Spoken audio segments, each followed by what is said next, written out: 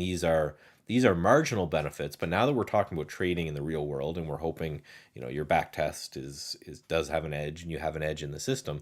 Now it's about kind of milking every last percentage point of edge that you can get out of, because say your system makes 1% a month. Well, if that goes to 1.5% a month at the end of the year in any kind of compounding, you can do the math how different that is. So when you're trading, yeah, these very, very small changes, very, very small edges will add up in a year dramatically. In 10 years, it'll be huge.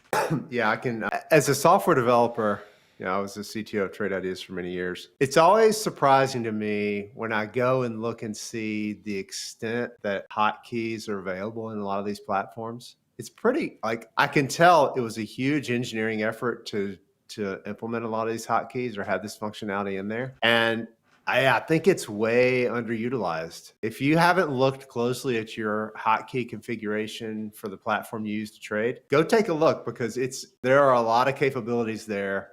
And with just a little bit of ingenuity, you could create some really cool stuff for your workflow.